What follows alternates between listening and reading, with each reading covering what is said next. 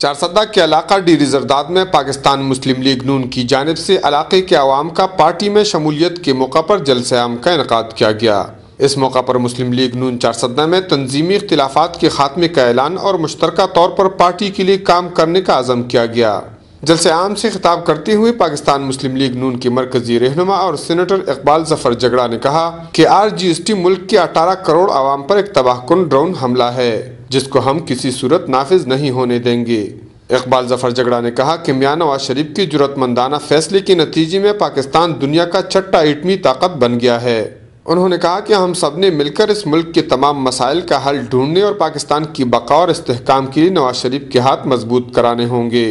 صوبائی organising committee کے ممبر میاں ہمایون شاہ کا خیل، ضلعی organizer Aurangzeb Khan, relief committee کے چیئرمین رمضان خان اور تحصیل چارسدہ کے صدر عمر حیات خان نے خطاب کرتے ہوئے کہا کہ پاکستان اس وقت مختلف قسم کے بحرانوں سے گزر رہا ہے، لیکن ہم سب نے پاکستان مسلم لیگ نون کو مضبوط کر کے اپنے آنے والی نسلوں کے لیے ایک خوشحال اور ترقی یافتہ پاکستان چھوڑنا ہے۔ کفایت اللہ، اے نیوز، چارسدہ۔